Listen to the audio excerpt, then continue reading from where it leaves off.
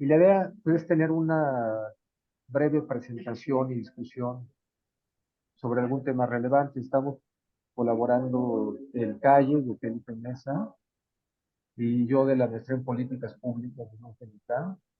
Hoy tenemos como invitados a Villarreal del Tecnológico de Monterrey. Y entonces, pues te daré la palabra, y pero adelante si quieres compartir. Muchas gracias. Digo, quiero agradecerle bastante a Felipe y a Gabriel la invitación al CAIE, a la maestría en políticas públicas. Eh, yo creo que el tema es bien relevante. Voy a, Felipe y Gabriel, compartir una presentación que solo Felipe y Gabriel, de una premisa muy directa. México, y al menos cuando pensamos en términos del gobierno federal, necesita una consolidación fiscal. Y la idea es querer mantener requerimientos financieros del sector público financiero de 5.4% del PIB, que es para la gente que nos escucha lo que propone el paquete económico 2024. La verdad es que es muy riesgoso y probablemente no sea sostenible. Entonces, yo quisiera hablar aquí de objetivos realistas. Creo que lo que tendríamos que estar buscando, y la siguiente secretaria de Hacienda o secretario de Hacienda eh, va a tener de alguna manera, independientemente del partido que llegue o de la coalición que llegue, creo que tendría que estar pensando en bajar los requerimientos financieros a 3.5% del PIB y que esto ocurriera en 2 años. Entonces, estamos pensando en una consolidación fiscal de aproximadamente 2 puntos PIB. Esto se presta para muchas discusiones. A ver, alguien podrá decir, bueno, es que a lo mejor el 3.5 está todavía muy alto. Oye, es que nos tendríamos que poner un objetivo en términos de superávit primario para la deuda. Oye, es que tendríamos que cuestionarnos si con este endeudamiento que se está generando, lo que ocurre es que estamos financiando gasto corriente. Se pueden discutir muchas cosas a más profundidad, pero quiero partir de esta idea. Tenemos 5.4, tendríamos que estar pensando en un 3.5, que creo que ahí, con una economía que esté creciendo y todo, sí lo podríamos manejar bien. Y esto pues implicaría una consolidación fiscal de 2 puntos del PIB. Ahora, cuando ustedes lo ven así, Felipe, Gabriel, de repente pueden decir, bueno, es que a lo mejor pues, está bien, no está tan difícil, no, y la verdad, yo diferiría un poco.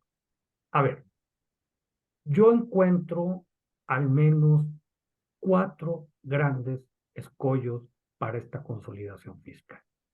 El primero de ellos es Pemex, que la verdad es que se ha convertido en un resumidero financiero. El dinero que se ha gastado durante este gobierno, pues es una cantidad bárbara, depende si nada más miras la reducción en los derechos de utilidad compartida o si también pones los estímulos fiscales, más aportaciones de capital. Hay varias formas de medir y nos darían números diferentes, pero estamos hablando de mucho, mucho, mucho dinero, que puede es arriba de 1 billón de pesos en casi todas las definiciones.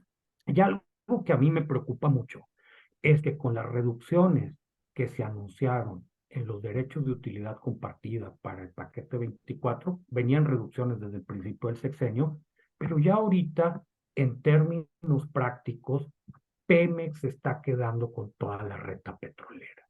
Es muy poquito lo que le deja al gobierno federal, que si después además le agregamos las inversiones en capital y lo que el gobierno federal le paga de pensiones a Pemex, pues esta renta es prácticamente cero. Para la gente que nos escucha, el gobierno federal no puede agarrar dinero de la renta petrolera para hacer política pública. Entonces, aquí pierdes una herramienta potencial para la consolidación fiscal. Segundo tema, servicio de la deuda. A ver, va a ser muy complicado que esto baje en el corto plazo. Está una discusión ahorita muy interesante a nivel internacional, si las tasas neutrales se van a quedar mucho más altas por un rato. El asunto es que estamos esperando gastar en el 2024 3.7% del PIB y aún con ajustes por parte del Banco de México, va a ser poco probable que en los siguientes 2 años el servicio de la deuda baje gran cosa. Será una, dos, tres, cuatro décimas, pero se va a quedar bastante arriba de 3% del PIB, muy probablemente. Entonces, ya de entrada, aquí tienes dos problemas. Quiero agregar el 3 y el 4 para estos escollos. Primero, pensiones.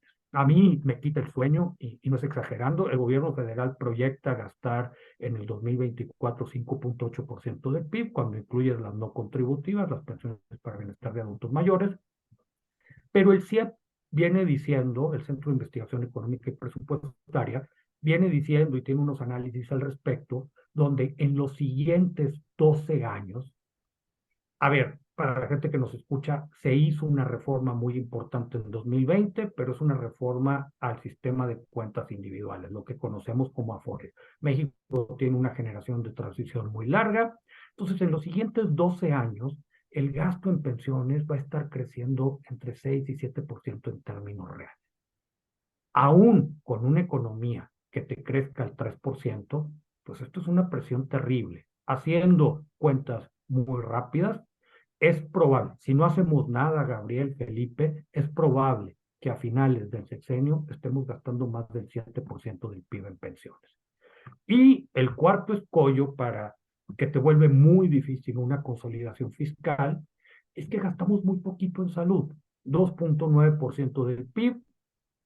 Tuvimos un INSABI que fracasó, tenemos un intento de un nuevo sistema para la gente que no participa en la formalidad, llamado IMSS Bienestar, se están haciendo una serie de convenios, pero esto va a necesitar dinero.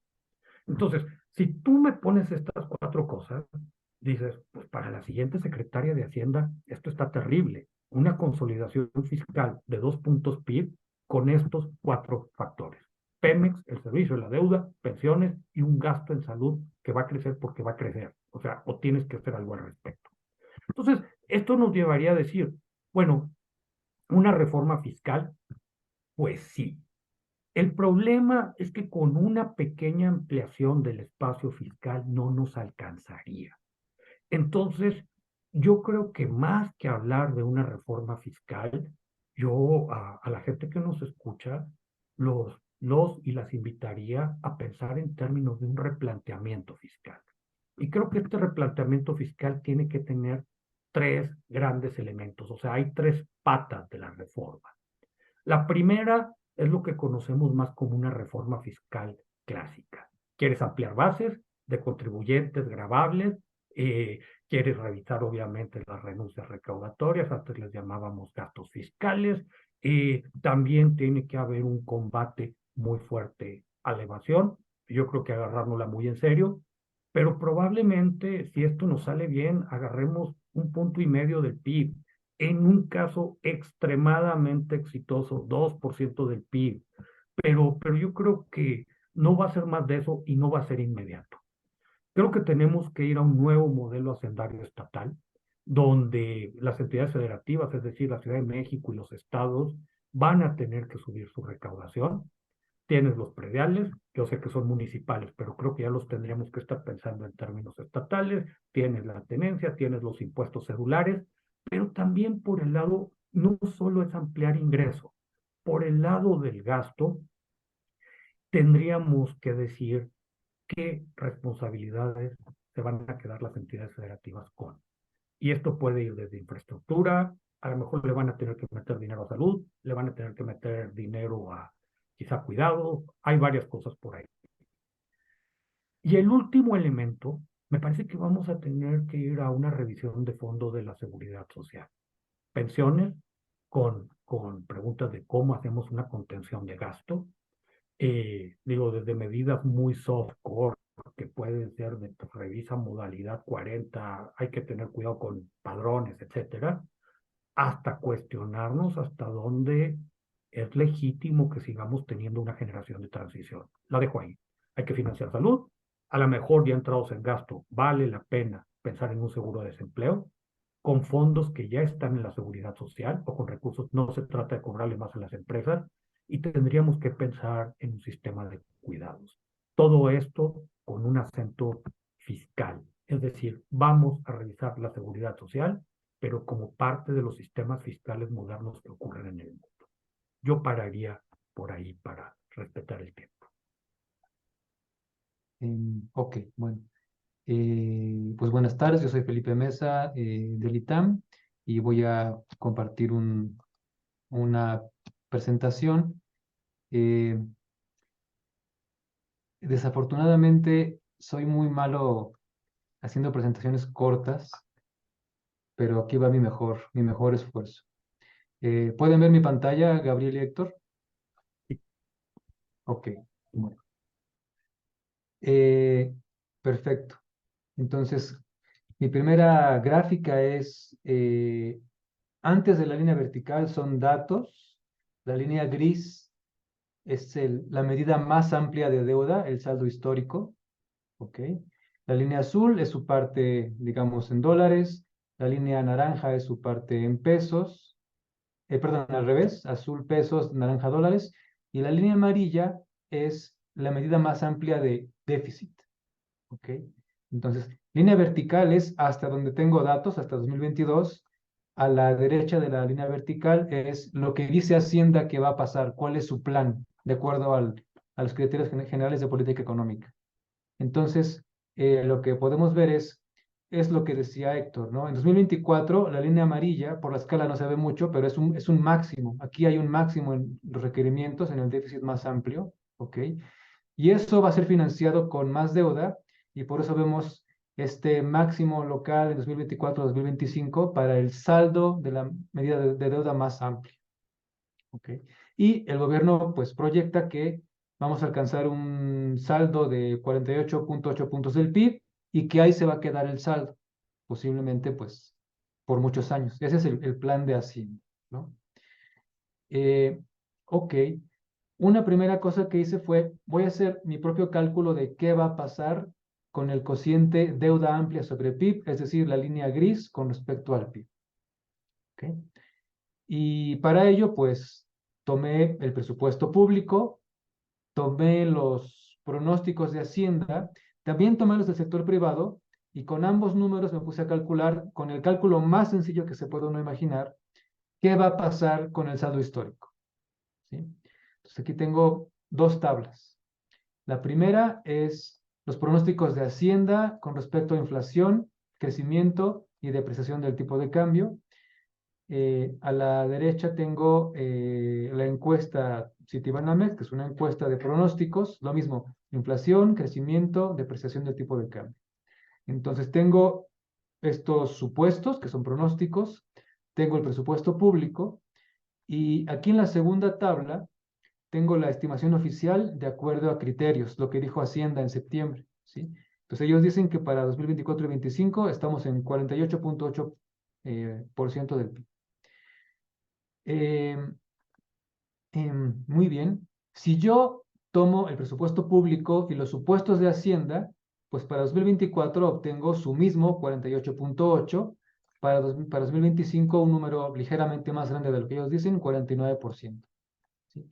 Ahora, es muy diferente si yo tomo los pronósticos del sector privado, ¿no? El sector privado pronostica menos inflación y menos crecimiento, ¿no? Entonces, mecánicamente, esto es un cociente con respecto al PIB nominal, entre menor sea la inflación y menor sea el crecimiento, pues el cociente se va a hacer más grande, la deuda pública con respecto al PIB se va a hacer mayor. Entonces, eso es lo que pasa, ¿no?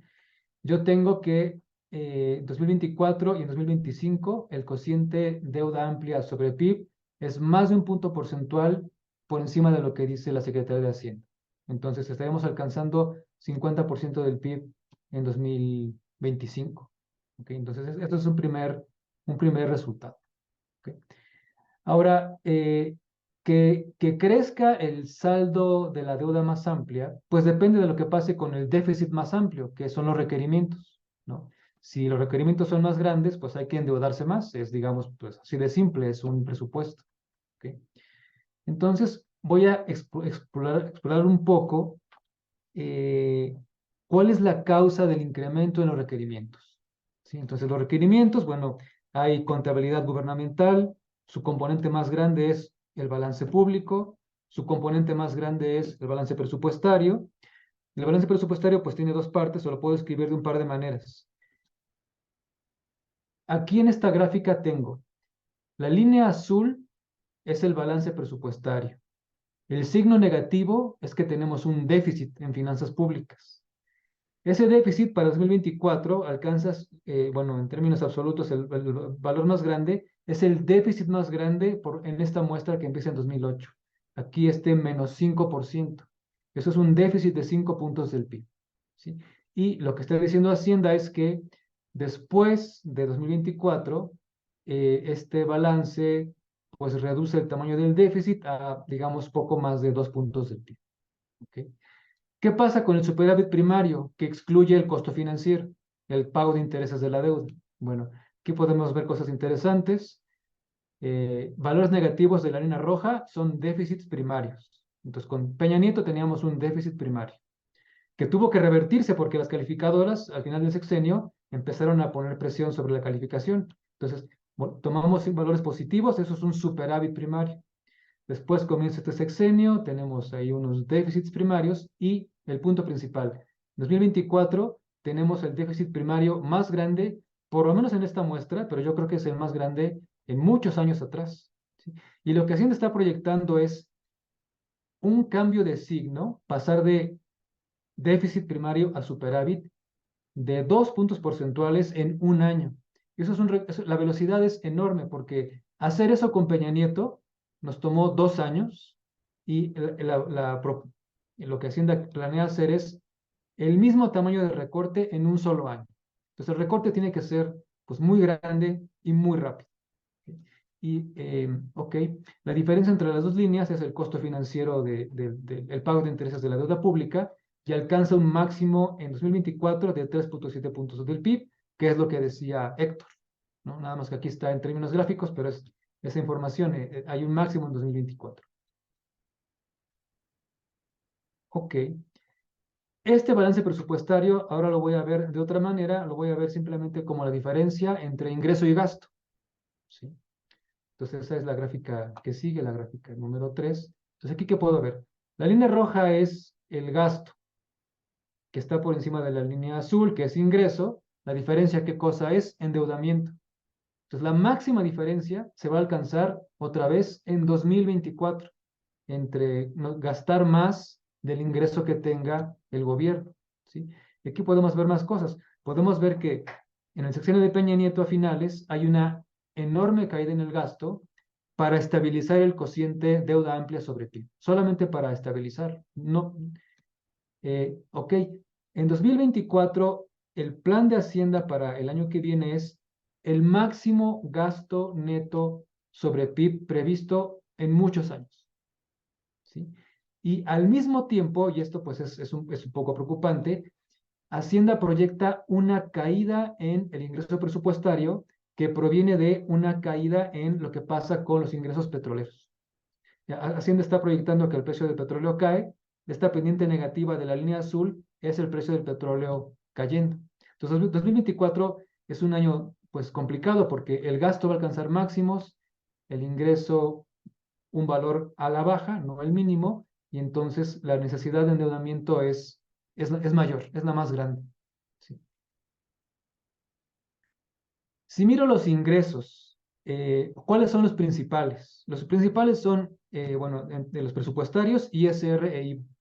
Entonces aquí esta línea de color como, pues, una especie de café rojizo, es la recaudación por ISR como fracción del PIB. Podemos ver el efecto de la reforma fiscal de Peña Nieto, que aumentó este número en 2 puntos, ¿sí? Y con este gobierno, con el gobierno actual, ISR sobre PIB sí ha subido, pero poco menos de 1 punto, ¿sí? Con el IVA, que es la línea verde, con respecto al PIB, pues no pasa casi nada. Esa fuente de recaudación no cambió con la reforma de Peña Nieto, ha subido un poco en este sexenio, ¿ok? Y los ingresos petroleros, bueno, ¿por qué es tan variable esta serie? Pues depende de 3 cosas. Lo que pase con la plataforma de producción de petróleo y lo que pase con el precio del petróleo, ¿sí? La plataforma va a la baja, el precio del petróleo fluctúa muchísimo y después de 2022, lo que Hacienda está proyectando, como ya dije, es que el precio del petróleo caiga y por tanto esta pendiente negativa aquí donde dice caída precio canasta mexicana, porque estaría cayendo la fuente de recursos ingreso petrolero de exportación. ¿Sí? Entonces tenemos esa caída en esa fuente de ingresos. ¿Qué pasa con los gastos? Aquí los tengo muy agregados, pero lo que quiero resaltar es la línea verde es el máximo gasto corriente previsto en muchísimos años y eso se alcanza en 2024. También tenemos el máximo gasto no programable, es básicamente el costo financiero más otras cosas, el más grande en muchísimos años, ¿sí? Ahora, ¿qué variable se va a ajustar para mantener las finanzas públicas, entre comillas, bajo control? Pues una caída en el gasto en capital, que es básicamente una caída en inversión en infraestructura. Entonces, lo que se va a recortar, igual que en el sexenio pasado, es la inversión en infraestructura. Eso es lo que va a pasar. Y bueno, ya casi termino, me estoy pasando de mi tiempo, una disculpa por eso. Aquí estoy viendo gastos desagregados y grafiqué los que van al alza. Entonces, ¿qué gastos van al alza? Hay un rubro que se llama otros gastos en operación, está creciendo, es la línea azul de hasta arriba. En criterios dice que esto se debe a el gasto en gas para generar energía eléctrica. Entonces, aparentemente ese gasto ha estado creciendo rápidamente por varios años. El gasto en pensiones, como decía Héctor, es la línea verde de color claro y ha estado creciendo toda esta muestra. Entonces, ese gasto pues presiona las finanzas públicas, obviamente. Eh, Subsidios y transferencias es la línea roja y eso está creciendo también. Costo financiero es la línea como de color marrón, está creciendo, alcanza un máximo en 2024. Y lo que se está recortando para evitar que las finanzas públicas se desestabilicen es el gasto en inversión física, como ya había dicho, es la línea amarilla que está cayendo. Entonces, ¿qué podemos esperar hacia futuro? Pues, por ejemplo, tal vez se materialice peores carreteras, porque el gasto en infraestructura va a ser recortado. Y bueno, voy a concluir para no pasarme de mi tiempo. Conclusiones. ¿Qué fuerzas contribuyen a que haya estabilidad en finanzas públicas? Pues la fuerza que yo veo que podríamos aprovechar es nearshoring, porque posiblemente genere crecimiento, aunque tenemos que ver cuánto. ¿Sí? Ahora, no lo vamos a aprovechar si no invertimos en infraestructura, generación y distribución de electricidad, seguridad, Estado de Derecho y educación técnica. ¿Cuáles son los riesgos para las finanzas públicas? Bueno, la política petrolera pues tiene, yo creo, grandes problemas. Uno de ellos es que programan una caída en la plataforma de exportación de Pemex. Eso pues es dañino para las finanzas públicas, que el aumento en la pensión de adultos mayores crezca por encima de la inflación, como ha sido durante el sexenio, ¿sí? Que se prolongue el gasto en proyectos prioritarios y que al final necesiten subsidios, que el crecimiento 2024 sea menor al que espera Hacienda. Un problema coyuntural es que las tasas de interés están en niveles altos, no sabemos muy bien cuándo van a bajar, tal vez el año que viene, pero por ahora tienen niveles altos. Un problema estructural, y es lo que decía Héctor, la población está envejeciendo, el crecimiento de la población de 65 años y más es 4% al año, la economía no está creciendo ni al 3%, entonces eso es una bola de nieve. Mi mejor perspectiva es que deuda sobre PIB se quede en 50% para los próximos 2 años, a costa de que el costo financiero esté muy alto y de que tengamos pocos recursos para salud, educación e infraestructura.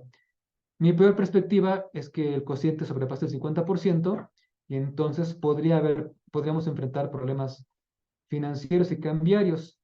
Y voy a terminar y creo que aquí pues vuelvo a donde empezó Héctor. Es posible que necesitemos una serie de superávits primarios a partir de 2025. Y ahí concluyo mi participación y dejo de compartir. Sí. Pues que yo quisiera hacer un comentario muy breve. Voy a tomar como referencia los 4 puntos que ponía Héctor. Yo creo que de esos 4, hay 2 que son estables y a largo plazo van a cambiar, pero en el mediano plazo no son un tema de salud y pensión. El tema de deuda, aparentemente a corto plazo hay estabilidad mundial, pero es el tema que uno nunca sabe, ¿no? Y a mediano plazo, a 2, 3, 4 años, puede volverse un peligro muy fuerte. Digo, es lo que le pasó al gobierno de Peña Nieto en el 2016, cuando de un día para otro tuvieron que parar todo su plan de gobierno, es la realidad, ¿no? El otro tema que es estructural es el de Pemex. Yo lo ampliaría, yo creo que el tema de paraestatales se está volviendo algo grande. Esta idea, este gobierno tiene mucho esta idea de que tiene que haber grandes inversiones en paraestatales, no solo en energía, en salud, y anunciaron que se va a encargar del mercado farmacéutico, en ejército, ferrocarriles, y bueno, viniendo de la experiencia de Argentina, ahora en las elecciones en fin de semana, no es irreal pensar que eso no va a funcionar muy bien y que va a empezar a generar año tras año más necesidad de gasto, no tantas para estatales. Al final del día hay que empezar a pagar estas nóminas, déficits cada vez más grandes. ¿Qué va a pasar cuando fallen la entrega de medicamentos, lleguen los generales a pedir otros millones de dólares? ¿Y qué va a pasar cuando no salgan los ferrocarriles de pasajeros, lleguen a pedir otros millones de dólares?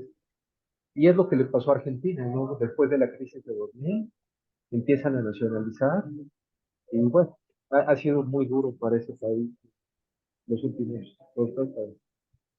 Yo limitaría mi comentario a ese, pero sí creo que los 4 puntos que plantea esto son muy adecuados. Yo solo ampliaría el tema, no es Pemex, es todo el sector paraestatal, se está volviendo otra vez un peligro.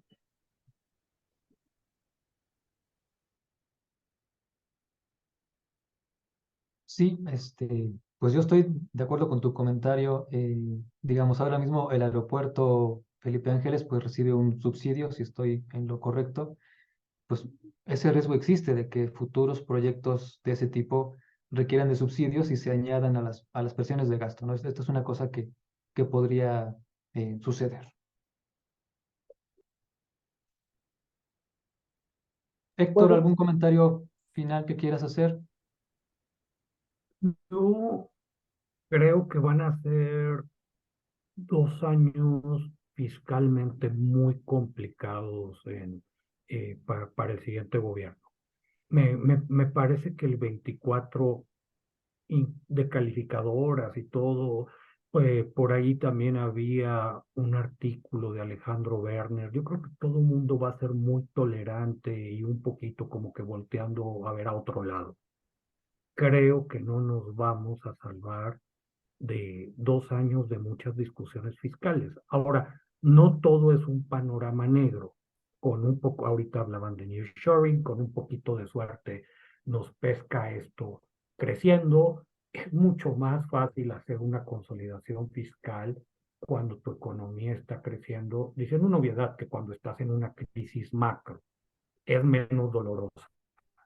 Eso no quiere decir que podamos evitar algunas decisiones que van a tener una economía política bien difícil, bien difícil, y se tienen que tomar decisiones, Gabriel, Felipe, que a alguien le van a doler.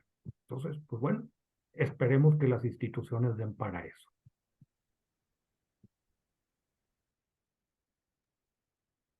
bueno, el espíritu de estas sesiones es ser breve, más o menos de 5 minutos, es lo que llevamos. Y entonces, pues les agradeceríamos mucho su participación y esperamos verlos pronto. ¿Está bien? Bueno, Héctor, Hasta muchas gracias luego. por ¿Sí? acompañarnos. Un placer, muchas gracias, Bueno. Felipe Gabriel. ¿Sí? Bueno.